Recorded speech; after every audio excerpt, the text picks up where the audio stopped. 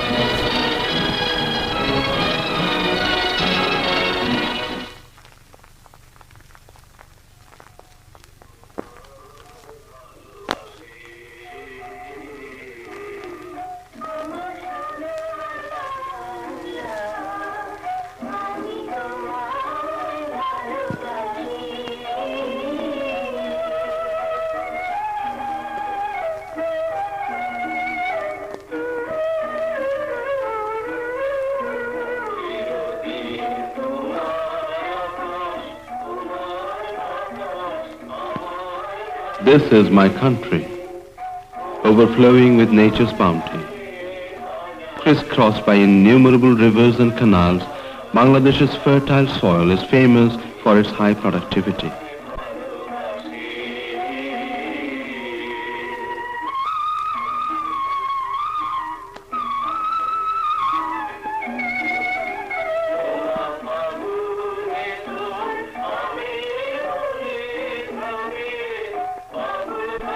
And these are my people, simple, peace-loving and hard-working. Since the time immemorial, they loved poems and hated wars. Generous and hospitable, they always showed great faith in universal humanism. Yet in sharp contrast, this nation has been most unfortunate. For ages, its people suffered all forms of exploitation. For centuries, blood dripped ceaselessly from their wounded hearts. After 200 years of British colonialism, in 1947, India was granted independence, and this land was made a part of Pakistan, to be the victims of a new form of colonial exploitation in political, economic, and cultural spheres, all planned and executed by a handful of West Pakistani power-hungry generals, greedy capitalists and feudal lords, and their collaborating bureaucrats. 1948. Ignoring Bengali, a mother tongue of 56% of the total population, Muhammad Ali Jinnah suddenly declared Urdu, a language of the ruling elite, as the only state language of Pakistan. The people and the students of Dhaka promptly protested. The demonstrators were immediately branded anti-state elements and held in prison without trial. 1949. Hundreds of peasants were massacred in Khulna, Jessore and Mymensingh. 1950. A large number of detained patriots were murdered in various prisons. Soon it was 1951. Bengalis fumed against a conspiracy that aimed at curbing their democratic rights, as was revealed in the Basic Principles Committee report for the future constitution of Pakistan. A bloody climax was reached on 21st February 1952. To preserve the honor of their mother tongue, Bengali youths laid down their lives. Barakat, Salam, Jabbar, Shafiq, and many others became the martyrs of the great state language movement.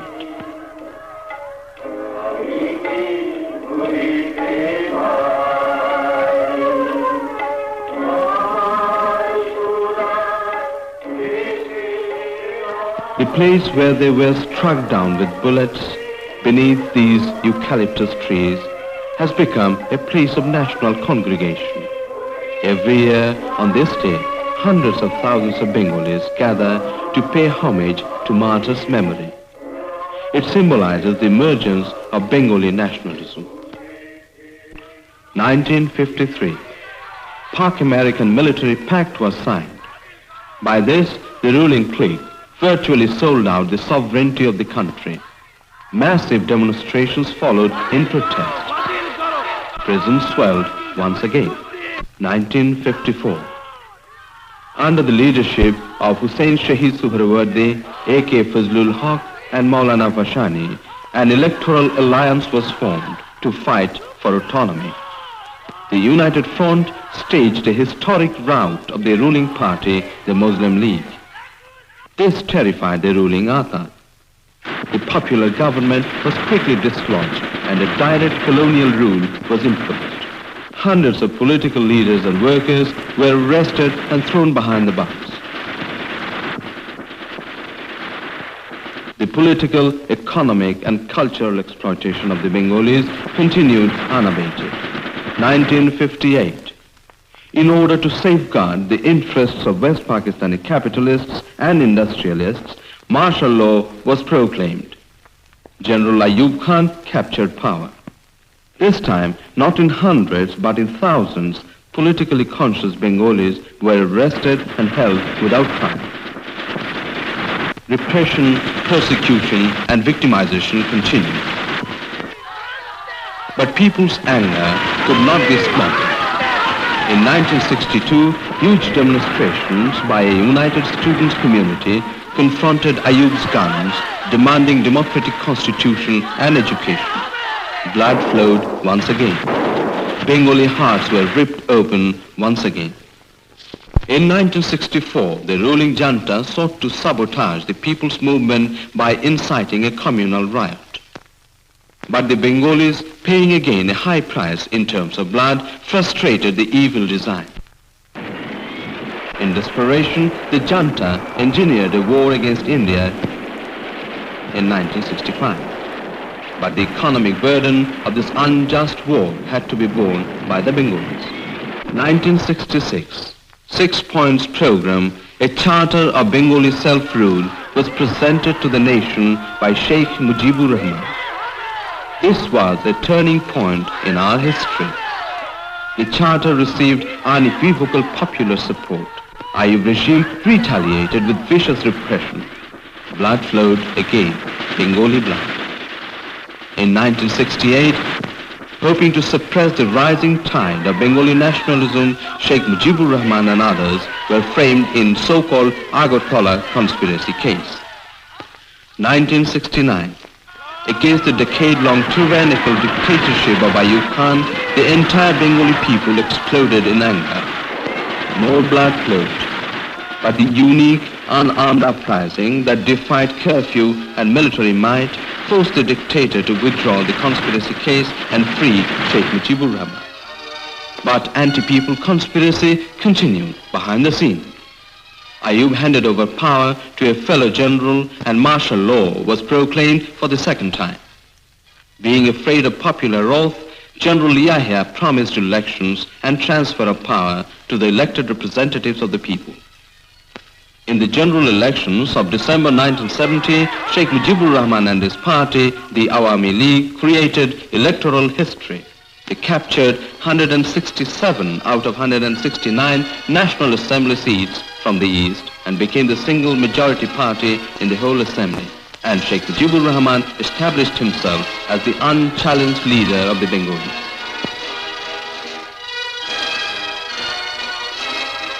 A place that he truly deserved by virtue of his great sacrifices throughout his long, eventful political career.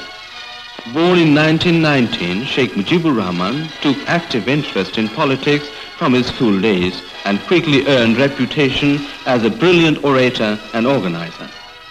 A political disciple of Hussein Shahid Suhrawardi and Maulana Bhashani, he was among those very first who stood up against West Pakistani ruling cliques, oppression and tyranny. In 1949, he was one of the founders of the Awami League and became its General Secretary in 1952.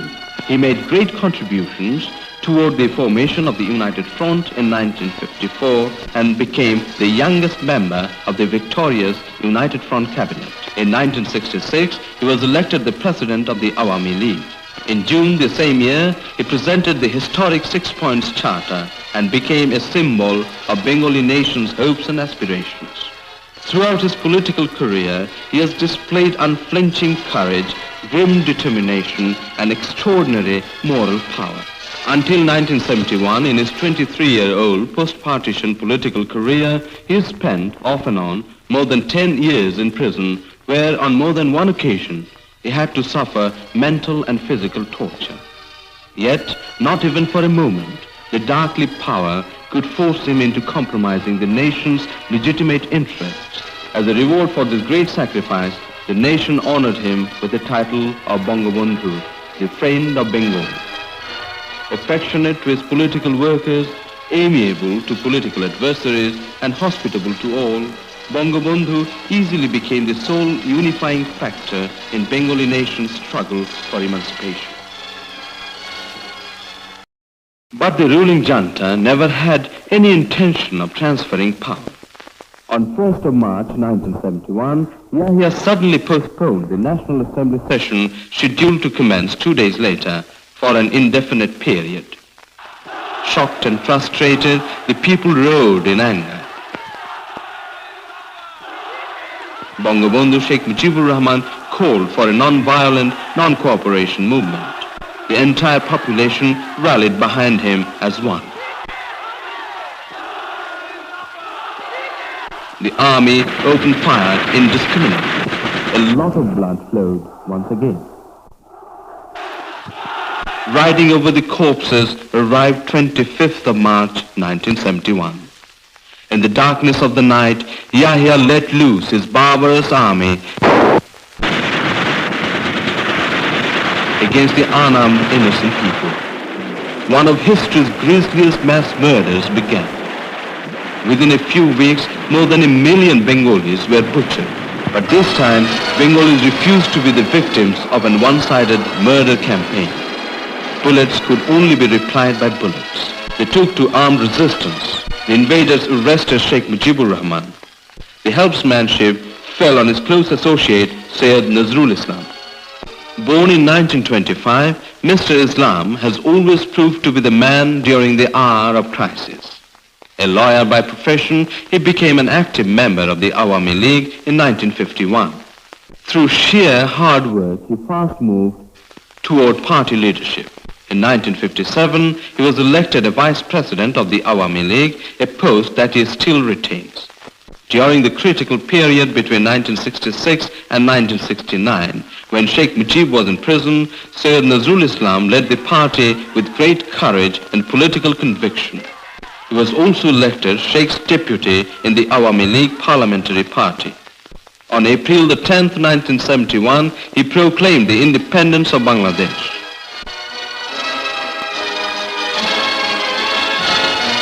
On April 17, in Mujibnagar, he formally declared the formation of the government of the People's Republic of Bangladesh in presence of national and international press. Bangabandhu Sheikh Mujibur Rahman, the President of the Republic, Sayyid Nazrul Islam, the Vice President and Acting President, Mr. Tajuddin Ahmed, the Prime Minister. A close comrade of Sheikh Mujibur Rahman, his political career spans over 27 years. A brilliant student of economics and law, Mr. Ahmed has been with the Awami League right from its inception. Like the leader, he too spent many years in prison. After holding important posts in the party since 1955, he was elected the General Secretary in 1966. Khundokar Mushtaq Ahmed, the Foreign Minister. He entered politics in 1942 and spent nearly 7 years in prison for taking part in various political movements. An eminent member of Dhaka High Court and the Supreme Court, he was one of the founder joint secretaries of the Awami League.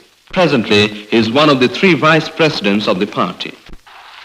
Mr. Mansoor Ali, the finance minister. Born in 1918, Mr. Ali began his career as an eminent lawyer. During Ayub dictatorship, he was arrested thrice and spent a long period in the prisons. He is also one of the vice presidents of the Awami League. Mr. Kamruz Zaman, the home minister. Born in 1926, Mr. Zaman's political career dates back to 1945. He joined the Awami League in 1956 and took active part in anti-Ayub movement. He was twice elected the General Secretary of All Pakistan Awami League. The Declaration of Independence and the government of Bangladesh received fullest support of the octogenarian political leader Maulana Abdul Hamid Khan Bhashani. Full support also came from Professor Muzaffar Ahmed, President of the Bangladesh National Awami Party, and Mr. Moni Singh, the leader of Bangladesh Communist Party.